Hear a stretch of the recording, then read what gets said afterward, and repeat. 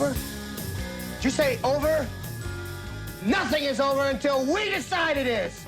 Was it over when the Germans bombed Pearl Harbor? Hell no! German? Forget it, he's rolling. It ain't over now. Because when the going gets tough,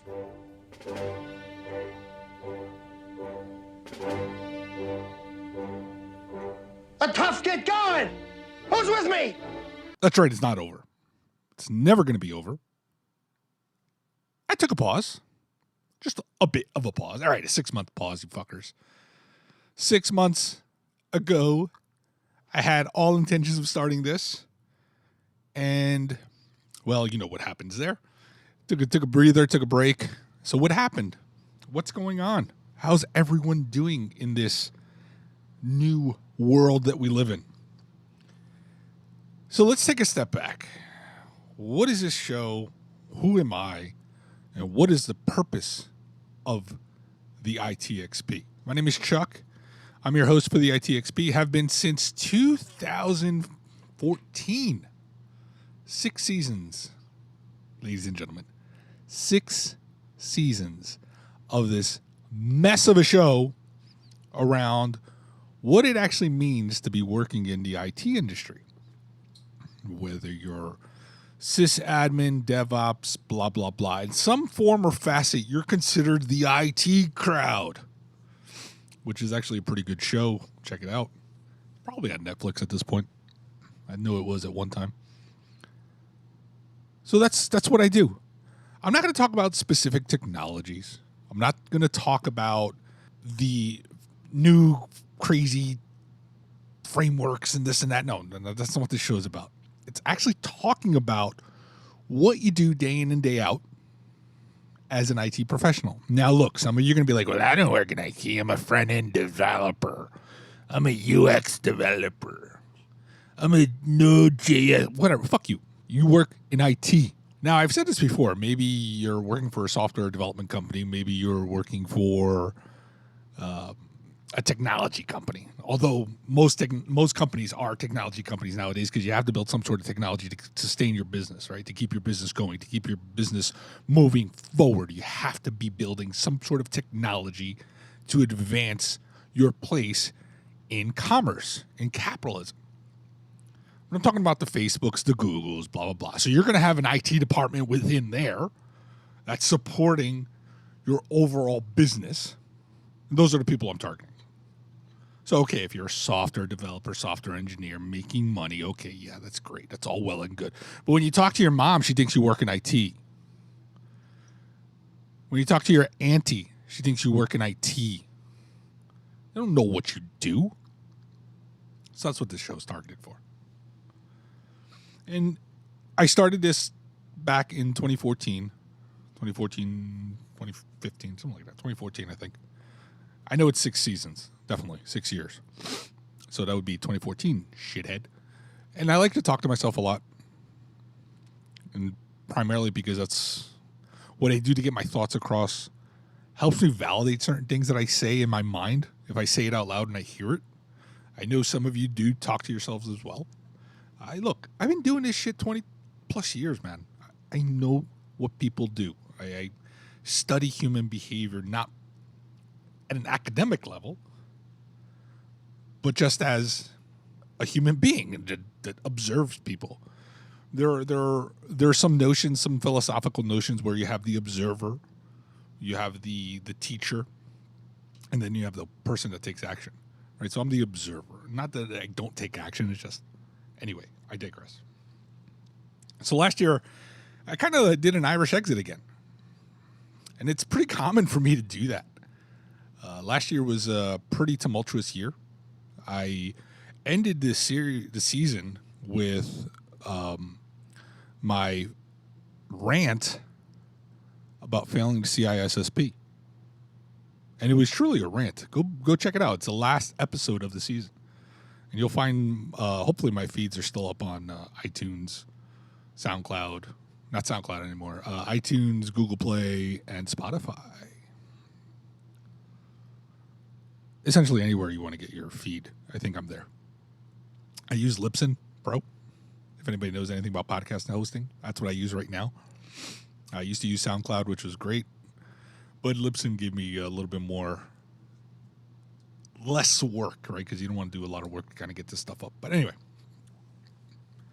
I ended the season 5, with my rant on why I failed the CISSP and why I felt like I should rant about it, because people need to hear it. You're going to hear a lot of these things around, oh, look, I got my certification in CISSP, Azure, blah, blah, blah, blah, blah. And it's going to be up front in forward facing. The facade is going to be, hey, wow, this person did it.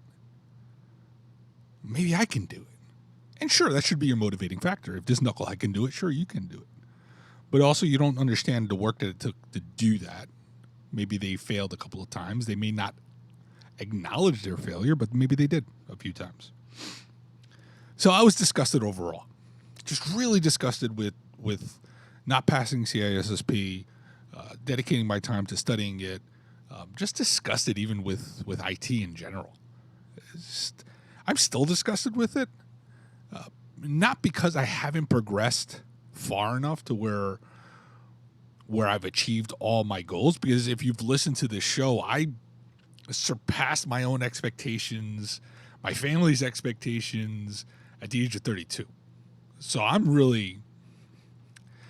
gambling with the house's money at this point, if you know anything about gambling. Let's say you come in with a bankroll of $500 and you win $1,500. You take that $500 back, and now you're gambling with the house's money, that $1,000. There's no loss to you. And if you lose it all, you still have your $500 that you came in with. So that's what I'm talking about.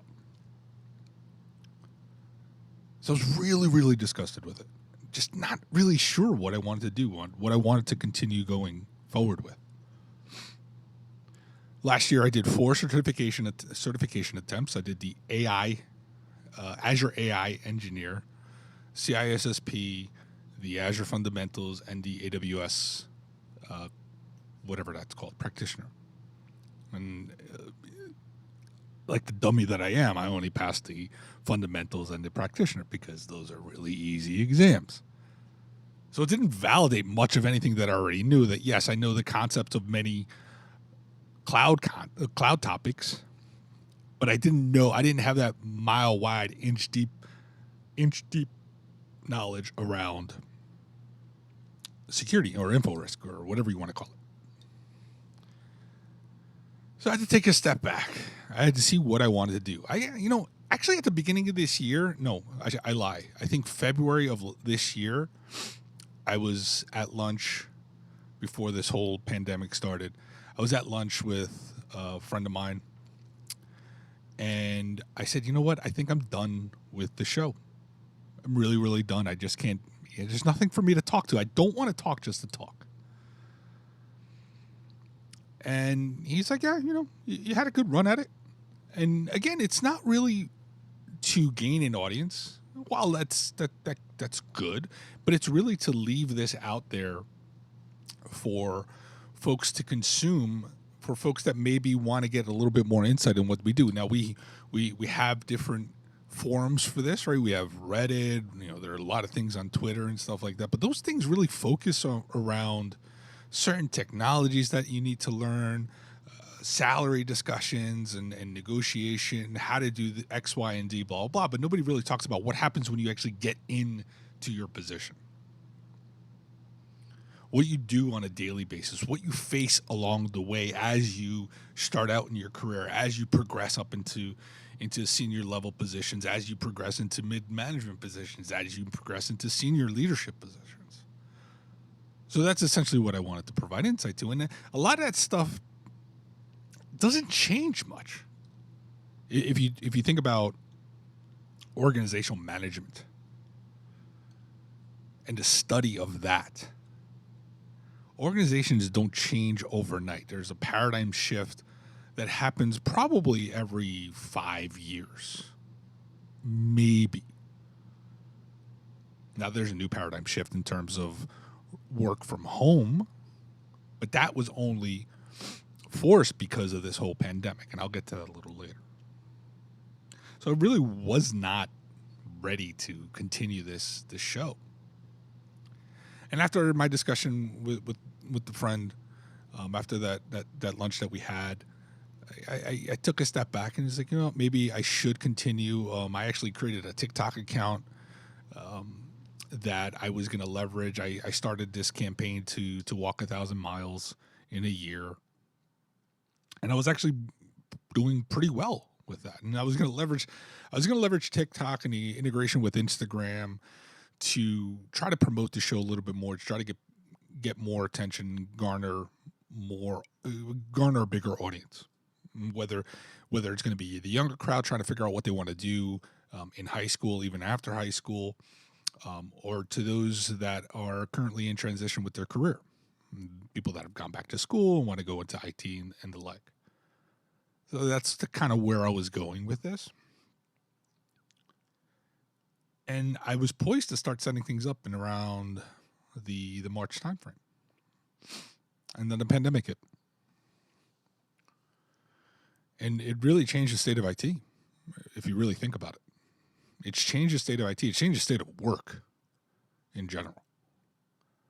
And you'll notice I may flip-flop between IT and overall work in this series of episodes because things have changed significantly. Organizations that did not promote remote work or work from home capabilities are now forced to do it because you can't go into the office. It's July 1st today. I'm recording this on July 1st. And offices are still closed. I work in New York City. That office isn't planned to be open until mid-September is the latest news that I've read from our senior leadership team. Mid-September. So think about that. And our CIO has even said that she's not even going back into the office even after they open. So think about that. You have a senior leader saying, I am not going back into the office on a day-to-day basis. So just like that, our world has changed. There's a big paradigm shift in the state of work. And that in turn has changed the state of IT. Because you need to allow remote access into your organization so people can do their work. A lot of organizations that maybe weren't ready for that really got caught with their pants down.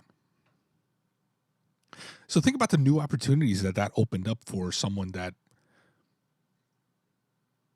may have had experience with remote work or setting up the remote work capabilities. We saw the increase of the usage of Zoom, and then the advertisements of how Zoom wasn't secure enough. And Microsoft coming out and saying, hey, we have Teams, it's really secure. And Microsoft touting that, hey, all these hospitals are using it. No. Let's take a step back. Not all the hospitals are using it. Those that don't fall under the tighter controls around telemedicine are probably using it. So let's take a step back. Don't take everything with a grain of salt. So this kind of really impacted everyone, but more so the IT folks, the folks that support the business to ensure that they make money and they continue to make money. So has the state changed? Yes, the state has changed. It's going to continue to change. There are plans now in place for folks to try to get back into the office. And there are also states that, at least in the United States, that are closing again because people are knuckleheads. So you're in a prime opportunity now to really define where you want to go. And think about it. We're short-staffed in terms of skill sets. And I read an article in terms of we're not short-staffed of skill sets in terms of new people. We're short-staffed in skill sets of those that are more experienced in terms of information security.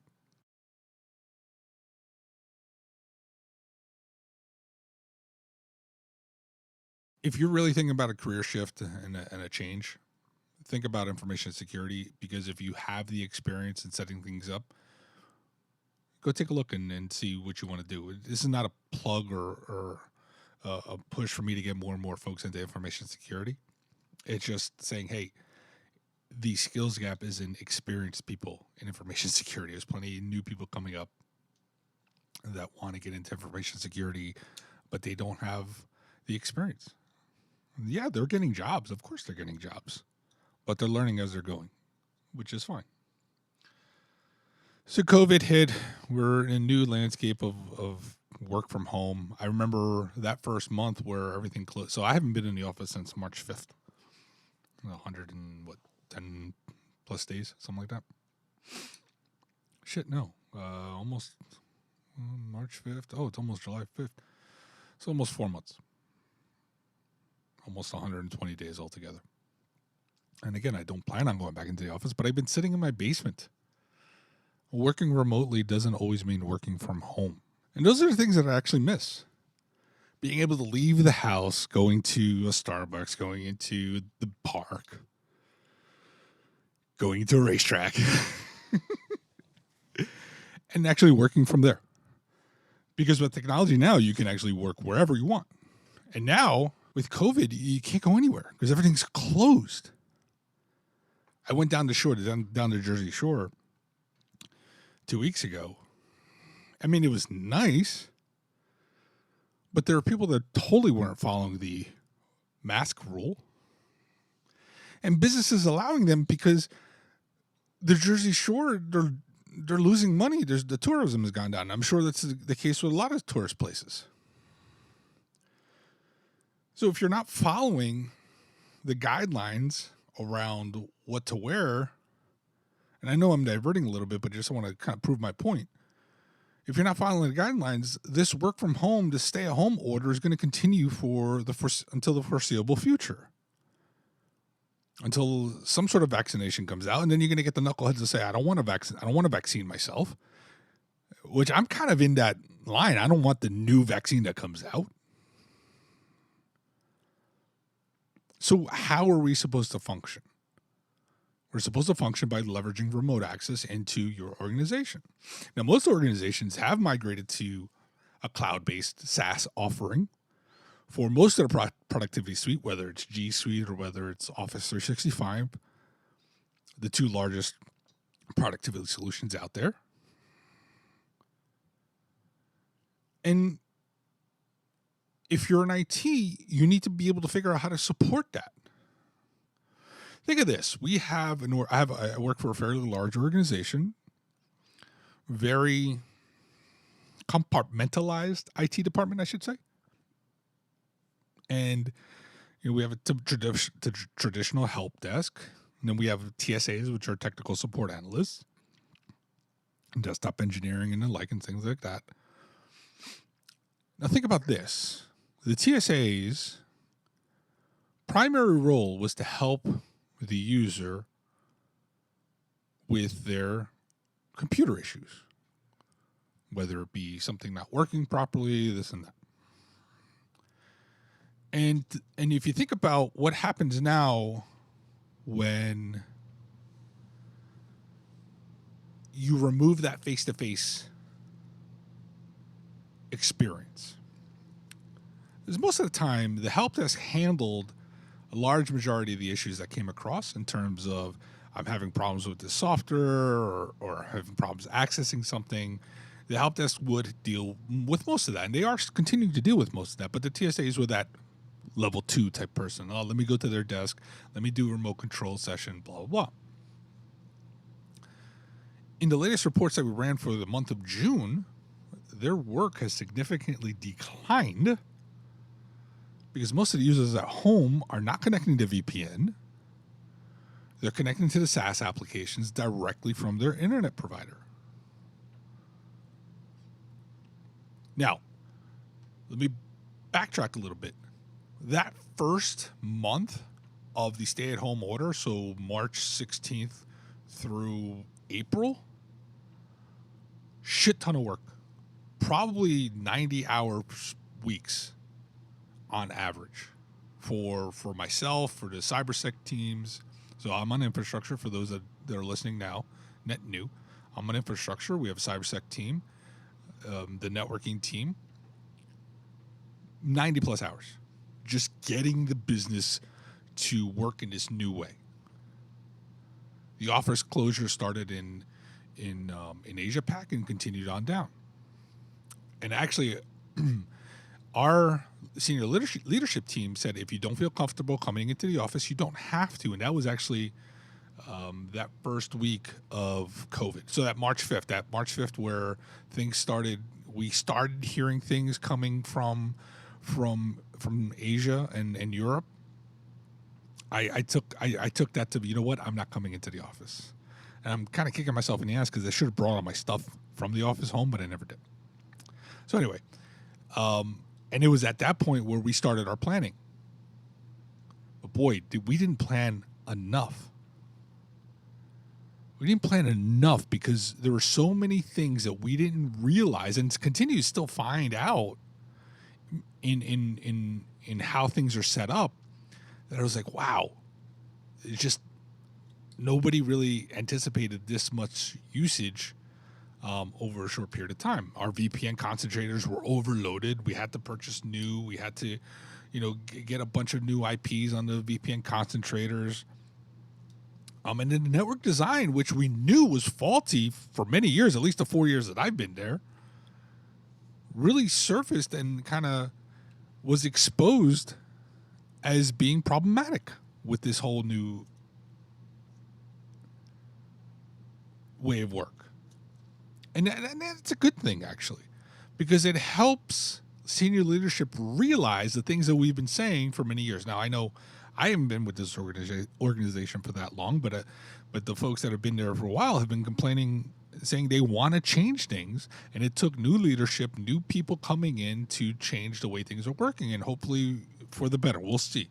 That's yet to be determined because it's this new networking model called Performance Hubs. You guys should check it out. You all should check it out. It's Equinix Data Centers. I think they're the ones offering it. Check it out, Equinix Performance Hubs. Read up on it. It's interesting. It's an interesting concept. It's a new way of thinking, getting rid of MPLS and almost doing like a token ring type network, even though it's not token ring, but just kind of think of that concept if you're familiar with that. So check it out. Really interesting. I'm actually psyched about it because that means it will decrease my presence or my infrastructure footprint at branch offices. And now, with everything being moved to cloud-managed workstations, we can ensure that our workstations pull packages down from the internet securely. The software packages, updates, and things like that. And we're also looking at doing autopilot, which we've been trying to do for 18 months, but because the technology hasn't been really mature yet, we were ahead of the game. So I think they're pretty much, I would say about 75% there. There's still some work that the team is doing. But imagine this. We order a laptop from our vendor, in this case Dell, and we ship it right to your home. You open it up, log in with your email ID, connect to your internet, and boom, you're going to get a provisioned laptop for your organization with all the default software that you get. The first ones that come up will actually be your productivity suite, your email, and things like that. But even then, you don't need the full-blown Office because you can go right to the portal, which, to be honest with you, that's what I use for my own personal Office 365 tenant. I rarely use the Outlook client because it's just a mess. I don't like it, how it looks visually with the new release, but that's just me. But you get a laptop, an asset that's owned by your organization, and being pulled down is all the information that you need to get your job done. So why do we need SCCM servers? Why do we need software deployment servers when everything's now hosted out in the cloud? Well, it's not secure and this and that, but that's what the InfoRisk team is there for. You can no longer blindly say we can't do this. You're being forced to do it now. And that's what IT is about. IT is about being flexible. It's no longer the 80s. It's no longer the 90s. And to some degree, it's no longer the 2000s. We need to be flexible. And I hate to say it, agile enough to keep up with what's going on, the ever-changing pace of work. And I've said this before. I don't think that the way we work today is going to be feasible or sustainable long term. I read a report that I think Spain is starting to do, maybe in 2021. What's that? The default salary or living salary or something like that, right? And where every citizen gets like $1,800 a month because jobs are being eliminated. And if you're a big sci-fi fan, if you're a big Star Trek fan, I think in one of the storylines of Star Trek, they found out that you don't actually get paid to kind of work. You know, you do things for the betterment of mankind because artificial intelligence and automation is really doing everything for you. So if you want to prove upon something, you know, you can, but don't expect to get paid for it because the machines will just take over anyway. So think about that. What happens to money? What happens to your whole economy and stuff like that? And it's a hard idea to think about, but it's going to happen. We're going to go back to bartering because money is going to be ineffective. Oh, you have $1 million. Okay, what does that do for me? I can't buy anything with it. Why would I want to buy it if I can replicate it myself? And obviously, that's kind of the longer term visionary type thing. But some industries are going to go away. And IT is really that catalyst to ensure that you help the business to kind of get there. Even in the legal space where they thought that, you know, technology couldn't touch them because the lawyers are the commodity, are the product, their knowledge and experience. But a lot of that shit's being automated, man. You know, machine learning and just data analysis and looking at various case laws and seeing how you can litigate something against historical, you know, you can make your case. You can have somebody spit it out. Right now, the paralegals do it and the interns do it, but you don't need them. You'll have a lawyer, some product built, you know, spit out what the talking points or the case points, and then the lawyer talks about it. And then at some point, it's going to get smart enough where AI will say, like, oh, this is what you got to do. No, I'm not going to take your case because you're going to lose. You're going to be convicted. And then the judicial system is going to be like, no, nope. It'll be like Judge Dredd, right? So anyway, but that's kind of where I see IT fits in a role, where you working in these things, and there's so many facets that you can play around with that it's interesting. So, I mean, look, I'm going around here and there, and that's what I do, right? Just talk about different things and how they relate, how to interrelate. And even now, look, going off topic again, look at the stock market. I think back in April, I said we were in bizarro world because unemployment was high and corporate profits were down, but the stock market's still going up. It's July 1st and it's still going up. Tesla's over 1,000 now. I mean, really? All fundamentals are thrown out the window. And if you look at it, the Fed's pumping money into the market. It's keeping it up. It's propping it up. The interest rates are really low. Like, how does it make sense? What does this have to do with IT? It doesn't. But it's really interesting to look at. And you have to take advantage now. Look, you have to take advantage now, and you have to be smart about it. Because when you're thinking about investing and things like that, don't go onto Reddit's Wall Street Bets and start doing, excuse me, margin trading. You can't do that shit. but just be smart about it. You know, if I had to, I look, when March hit, I started pulling money out of my savings, which was shit anyway, shit interest rates, and I plowed it all into the market. And I had to pull out because, you know, there were some issues at home with my HVAC, heating and air conditioning unit.